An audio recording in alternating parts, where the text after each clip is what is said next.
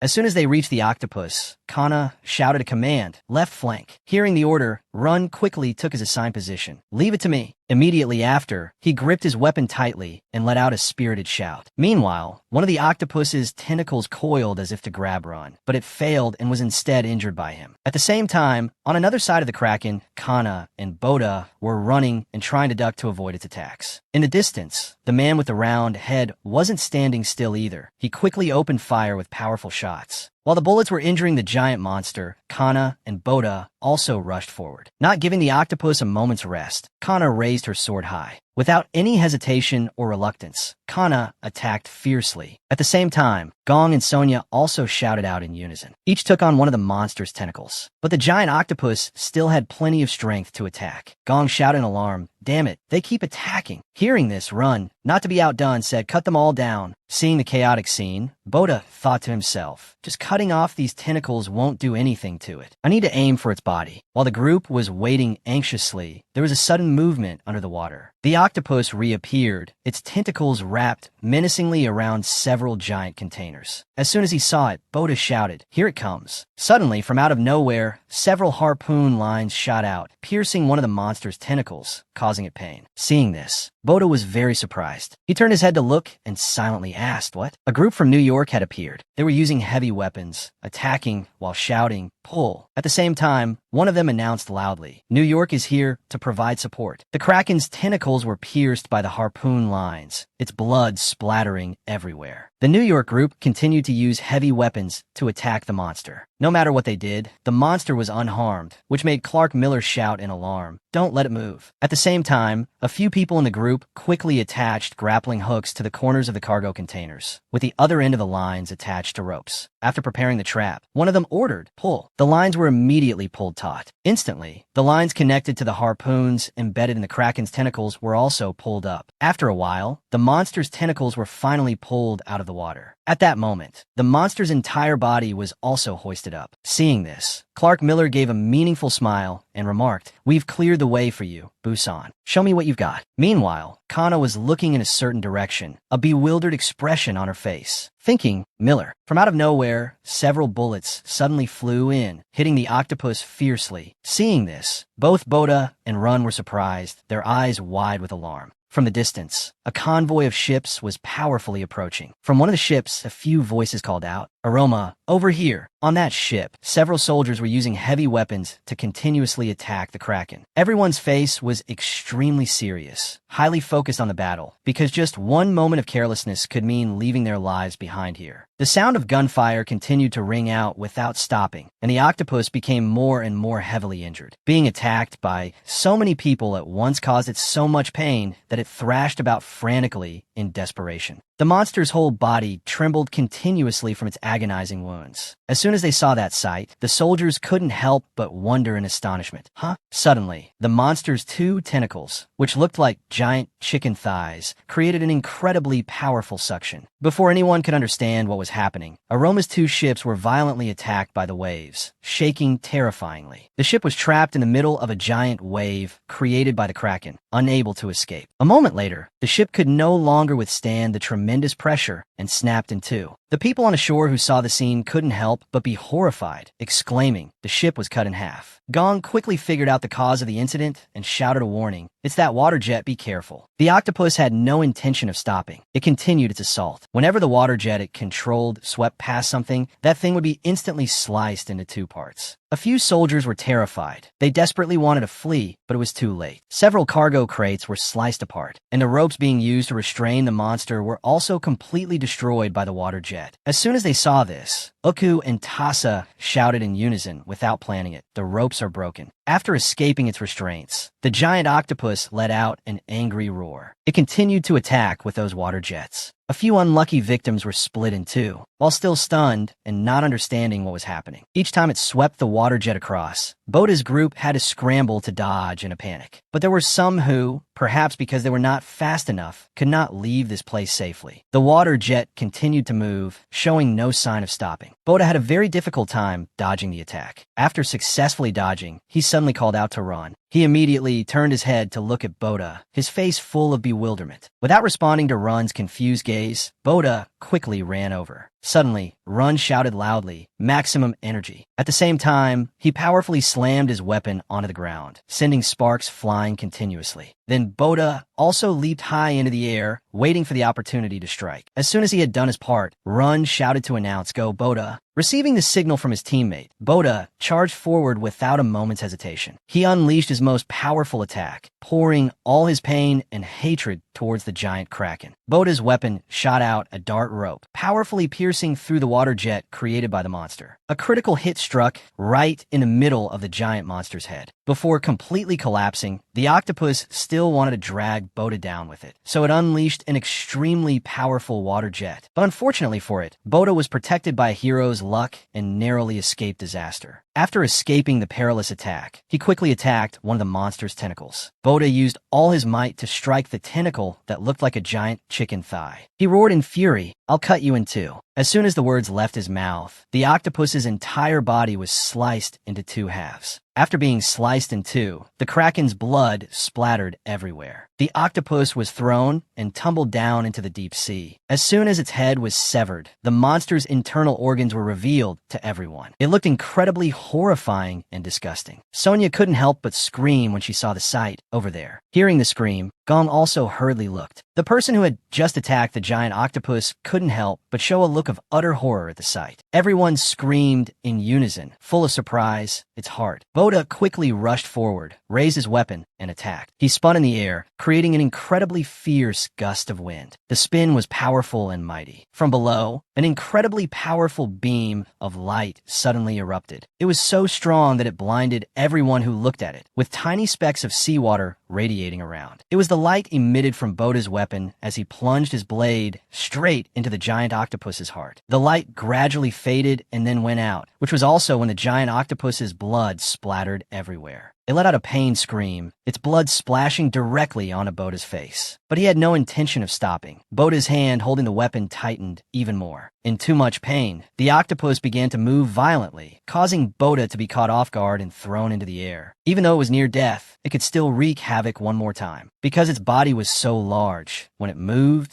the surrounding water was also violently agitated. The people standing on the cargo crates, unable to dodge in time, they were knocked off their feet by the turbulence. A few cargo crates were smashed to pieces by it. Because the seawater splashed up so forcefully, the group of people standing on the cargo crates were battered and screamed in pain. Suddenly, a few unlucky people were crushed by those cargo crates and died instantly. Others fell into the sea. The people on Aroma's ship saw the scene and hurriedly used their guns to fire continuously. But then, for some unknown reason, they suddenly cried out in alarm. What? That was also the moment when cargo crates fell from the sky, landing straight on their ship and causing it to explode. Bota's teammates saw he was in danger and hurriedly called out, "Bota." Clark Miller was also watching, his face full of worry. From a distance, the giant octopus was still struggling fiercely. But Bota's weapon did not stop. On the contrary, it only plunged deeper into the monster's body. The look in his eyes as he stared at it was incredibly determined, as if he had resolved that either it dies or he dies. The giant octopus continued to struggle in vain. Hearing its frantic screams, Bota became even more determined. He said loudly, his voice resolute, "Die." After a long test of who was more determined, a loud explosion finally rang out. And of course, the Kraken lost miserably to the hero's luck. The soldiers who had come to support Bota's group couldn't help but be amazed by his brave act. Everyone's jaw dropped in astonishment, unable to believe that the brutal monster had been defeated. Before truly closing its eyes for the last time, the octopus let out one final, pitiful cry. Then its giant body slowly fell into the water. Because its body was so large, it created a huge disturbance on the sea surface. The people nearby were all splashed in the face by seawater, but no one dared to utter a word of complaint. As for Bota, after dealing with the monster, he stood proudly like a true warrior. Bota's hand still gripped his weapon tightly, not letting go. His eyes stared resolutely at the octopus as it slowly faded, but he still didn't say a word. Only after being certain that the monster was completely defeated did Bota gently wipe the streaks of water from his face. At the same time, Sonia happily called out, Bota, and Gong, like a proud older brother, exclaimed about his younger sibling, that kid. At that moment,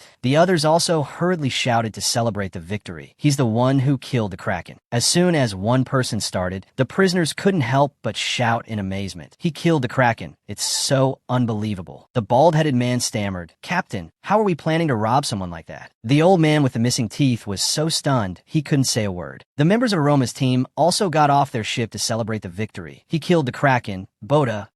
While everyone was rushing out to congratulate him, Bota stood there motionless. Before he could even understand what was happening, he was surrounded by a group of people. Hearing the cheers and praise, Bota gave a gentle smile. At the same time, Run also praised him, that kid's pretty good. Bota's teammates just watched from a distance and didn't approach. Suddenly, Kana became strangely silent, which surprised him, and he turned his head to look. But what met Run's eyes was Kana's radiant smile. The sight of Kana smiling stunned the guy, his mind automatically racing. Wait, is Kana smiling? The bald guy added, Captain, do you realize you're smiling? Kana looked bewildered, am I? The other guy laughed gleefully. She dropped everything to save him. How could she not be proud? Amazing. Just then, Brune couldn't help but burst out laughing, uttering a comical exclamation. Kana is smiling. Oh my god, it's the end of the world. So unbelievable. Hearing the teasing, Kana's face darkened. Oh really, you think it's that funny? Her anger flared up, making Brune, who was already shivering from the cold, shiver even more from fear. While Brune was terrified, the guy with the volleyball-shaped head calmly made a cool remark. Kana, you've changed a lot, I like it. Far in the distance, Tassa and Clark Miller were watching the crowd celebrate below. Tassa commented nonchalantly, not bad. Huh? Clark Miller replied immediately, he's much better than I imagined. The guy seemed to have found a rival on his wavelength, so his eyes lit up. How about we test him out? Clark's eyes now looked incredibly wild. Who do you think is stronger? Hearing that, Tassa quickly reminded him, I know you're itching to fight him, but cool it, Clark. We're allies on the same boat now. Below, the group was buzzing with excited chatter. The atmosphere has completely changed thanks to him. Suddenly, an excited voice shouted, we can win. Our side has 3 people this strong. Then, they continue to celebrate wildly. We're gonna win. Let's go, everyone. Thanks to Bota's victory, everyone was blooming with joy. We'll slaughter all the sea monsters. That's right, the crowd clamored again. I bet I can kill more than you. Dream on, honey, victory is ours. While the atmosphere was pretty chill, from a distance, a sudden light appeared, tearing through the night. Sensing something was wrong, the whole group turned their heads to look. Kana also watched in bewilderment as the mysterious light continued to flash. The first person to wonder was Uku. What is that? Both Sonia and Bota were clueless as to what was going on. Suddenly, the queen appeared, her voice eerie and chilling. That thing. Her expression was terrifying, and then she continued, then you can all be wiped out, you humans. After hearing the queen's chilling declaration, Bota's face turned pale, his heart sinking into his stomach. But the queen remained unfazed, cackling as if she'd won the lottery. The celebrating group suddenly froze for 5 seconds in shock, then shouted in unison, it's the queen. At the same time, a mysterious figure was observing from afar with binoculars. This person muttered while watching, the queen has just declared war on us. The group gathered again to discuss strategy. It's close, less than a day away. According to the location, the queen's nest is that point of light over there. Mal anxiously asked, is she letting us know on purpose? Hearing the question, Clark Miller replied coolly, this is the plan. His expression was frighteningly serious. Your mission is to escort. Then he began to present the detailed plan. First, we will depart at dawn, so we can fight the sea monsters in the afternoon, when they are at their weakest. Clark Miller pointed at the ship map and explained thoroughly. Second, there will be 3 large ships full of bombs. They are the Busan, Manhattan, and Sao Paulo associations. He laid out the diagram and continued. All the remaining ships will escort these 3 ships until we reach the Queen's nest. Clark Miller emphasized with a grim face. The purpose is a suicide bombing, to destroy the nest and the Queen nesting inside it. The plan was laid out clearly. The ships will go full speed to the lair. The escort ships will absolutely not stop, not turn back, just push forward. Hearing these words, Min Hyu's face was grim. Even if our comrades fall into the sea, we don't save them? You mean we won't even turn back to save them? Clark Miller's face was cold as ice, without a trace of emotion. Keep moving, no matter what happens. After hearing that, the other guy could only let out a long sigh. What a truly ruthless plan. As soon as he finished, Clark Miller retorted in a harsh voice, risk your lives, protect the Busan, Manhattan, and Sao Paulo ships at all costs. As long as we reach the nest, we will win. No more discussion. But it seemed he was afraid his comrades wouldn't give it their all. So he added another sentence. All of humanity will be wiped out if you can't protect those 3 main ships. you'd better understand that. With the situation as tense as a drawn bowstring, some people felt something was wrong and spoke up. The ships in the lead will surely have a hard time surviving. Hearing that concern, Clark Miller said in a low voice, even if all of us die, we must complete this mission. This is the only plan to prevent humanity from being annihilated. Understand? Then, he asked loudly, are there any volunteers to lead the charge? But the only response was a chilling silence. Not a single person dared to make a peep. In the midst of that, someone suddenly stood up. Aroma, with a pensive expression, declared, Aroma will take the front line. At the same time, Benin also shot to his feet. The Benin Association will also fight alongside at the front. Hearing this, everyone looked on in bewilderment, not understanding what was happening. Aroma confidently affirmed, all Aroma warriors are ready to sacrifice their lives. We fear no one. He remembered his base that had been turned to dust. We have nowhere left to return to.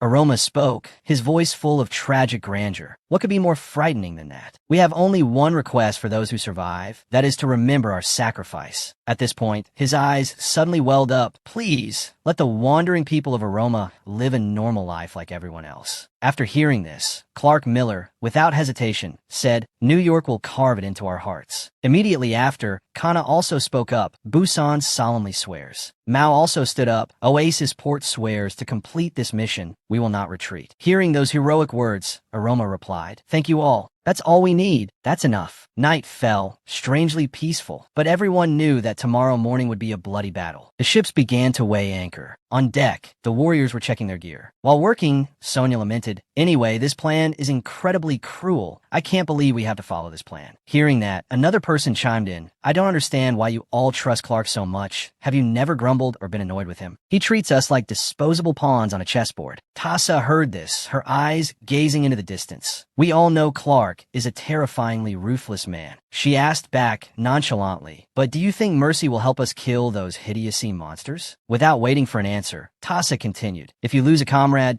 just because of some stupid mistake by a soft-hearted captain who can't bring himself to act, then you'll understand why Clark deserves to be captain. New York still exists today, thanks to Clark's extraordinary decisiveness. Her eyes now shone with a strange determination. Clark's methods may be a bit cruel, but Clark is always right. Clark is a talented leader beyond reproach. Sonia, sitting next to her, also joined in with a nonchalant comment. Yeah, and also a clueless oaf who can't choose his words. Talking to him is like getting punched. While they were chatting, they were caught by Clark Miller. Your skills are crap. Sonia jumped, startled, and asked back, what did you say? Uka also nodded in agreement. He really is a clueless oaf sometimes. Hearing that, Tassa called out, Uka. But then Sonia became completely serious. Tassa, Uka, you must come back alive. She held out her hand, her voice resolute, and let's never see each other again. Understand? Tassa pouted, smacking her lips loudly, her annoyance clearly visible. But then she also reached out her hand to take it, her cold eyes glancing away deal. Immediately after, the port began to operate. A few submarines were lowered into the water, the sound of their engines roaring continuously. The bald-headed guy spoke up again. Are you ready, Doctor? For was engrossed in observation, replying, I have waited for this moment for a long time. I can't wait any longer. Hearing that, he asked back with curiosity, we're just here to watch, right? Not for a hands-on experience, you know? He looked up, pondered for a moment, then said, I've spent my whole life studying sea monsters. Not a single day has passed that I haven't thought about them. Dr. Fr's eyes were now filled with hope. I can't believe I'm getting to witness their nest with my own eyes like this. The doctor's expression was now priceless, his eyes bulging as if they were about to pop out, muttering, this is truly the best day of my life. No kidding. At the same time, in Maintenance Room B3, the workers were still diligently repairing machinery. Barun was being fitted with a high-end protective suit. Sting took off his glasses and said, all right, try moving around. Run gently clenched his fist. Then his face lit up with excitement. This is amazing. It's designed to be much lighter than I thought. Absolutely top-notch. Hearing those words, he reminded him, using maximum power could seriously injure your shoulder. Be a little careful. But he didn't seem to pay any attention to the warning. Run replied, nonchalantly, maximum,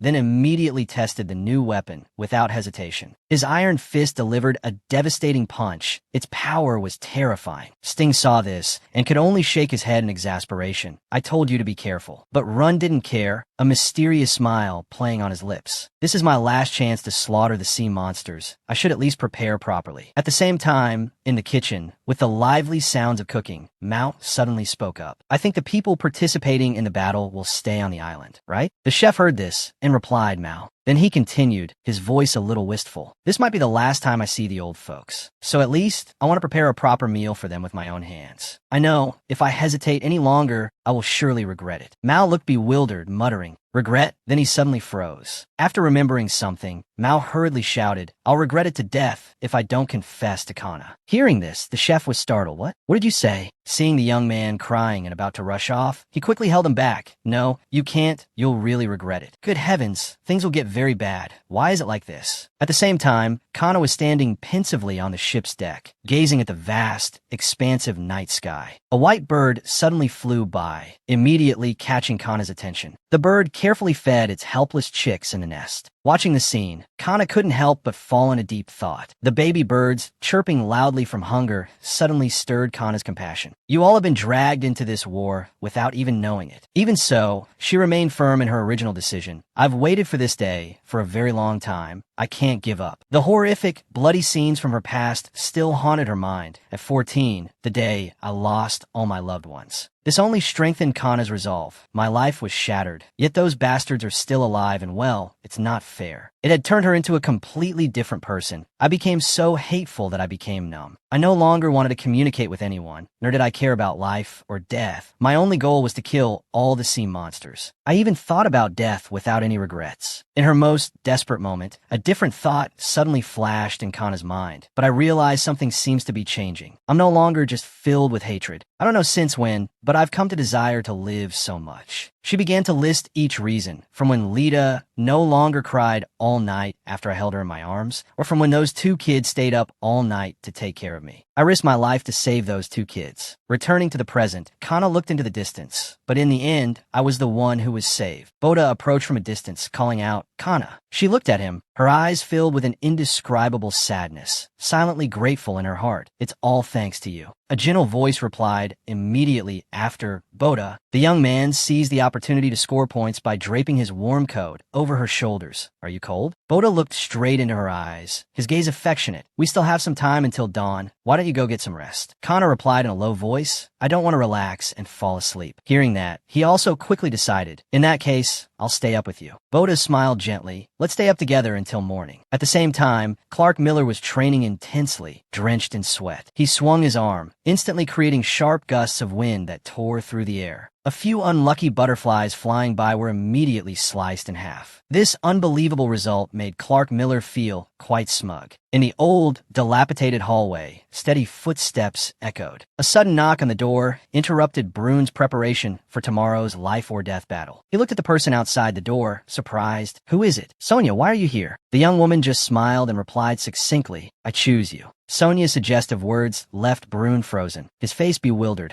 but he caught on pretty quickly, understanding her meaning, and his cheeks suddenly flushed. What? She said nothing more, just quietly entered and slammed the door shut. The sound of the lock clicking echoed. Everyone knows what happened next. The hallway fell into a dead, eerie silence again. Over here, Bota and Kana had been leaning against the ship's rail until the sun began to rise. On the horizon, the brilliant dawn painted a vast expanse of the sky pink. The 2 of them still watched pensively. The dawn has finally come. Moved by the scene, Bota asked, will we get to see this breathtakingly beautiful sight again tomorrow? She replied without hesitation, yes, Bota. Let's save Lita and come back together. Kana's gaze was fixed ahead as she softly uttered, home. Her strength moved Bota, Kana, under the warm morning light. He looked affectionately at the girl before him. Thank you. Bota's tone then became more intense than ever. Please survive, no matter what happens, Kana. Her eyes widened in astonishment. 100 thoughts tangled in Kana's mind. Is this a proposal? No, this is a battle vow. Only then did she truly understand the deeper meaning. A baby bird will one day leave the nest to spread its own wings and fly. Fly far, far away without end. In the pinkish dawn sky, the white bird from before spread its wings wide and flew away without a single glance back. Kana suddenly felt an immense worry. Bota, don't do anything dangerous. But he just remained silent, watching her scream in desperation. Promise me you'll survive. Kana grew more and more desperate. Promise me. Before Bota could answer, the blare of a horn shattered the quiet atmosphere. The captain's steely voice came over the radio. All hands, we will begin the final battle, the battle for survival. Akroma was already in position, his expression frighteningly grim. Over here, Sonia and Goat also had their weapons tightly in hand, the loudspeaker still echoing the captain's voice. Good luck to everyone. Victory will be be ours. Miller's group was also ready, just waiting for the next command to go all out. Dr. Four and the pink-haired girl were settled in their homemade submersible. Barun listened to the instructions alone. The target is that damn monster nest up ahead, clear? Two other warriors stood on a high point, their machine guns aimed straight down at the deep blue sea. Mao held his weapon tightly, his expression extremely tense. 3 heavy warships along with dozens of smaller boats advanced in unison. Amidst resounding cheers, the great death match began. At the bottom of the deep, pitch-black ocean, the wrecks of warships lay scattered and desolate on the cold mud. Nearby, 2 more shipwrecks served as shelter for countless aquatic species. The submersible, with its engine roaring, glided majestically into the fierce battlefield. The dark space made everything blurry, surreal. But Doctor, for still recognized something familiar. That's the death ship over there, unmistakable. He pressed his face against the glass shield, trying to get a better look. This scene has appeared in my dreams. I'm not mistaken. Doctor for suddenly turned back, ordering, slow down. I can't see a thing. But the pink-haired girl cut him off irritably. We're not sightseeing, you hear me? Ahead of them, a bright red area of light stood out in the darkness. The submersible slowly approached. A heavy voice rang out, "We're here." As the distance closed, the red light became more gruesome, making one shudder. The group, without hesitation, swam through the outer membrane. Right at the center, the nest was being charged with energy, so it shone continuously. Its surface was carved with strange patterns, looking both mysterious and terrifying. The sight before him mesmerized Dr. Four. Magnificent, it's its like. The pink-haired girl quickly finished his sentence, like the asshole of a whale. He was stunned when he heard that, turning to snap, "You bastard. How can you utter such vulgar words while admiring something so beautiful?" Not long after, they began to implement their plan, fire the locator device. The just-launched object shot off like a rocket, piercing through the resistant water. It quickly headed straight for the target nest in the center. The device's sharp needlepoint embedded itself firmly into the nest's hard shell. Immediately after, the light on its body turned on. The final signal was transmitted back to the command bay. A person hastily reported,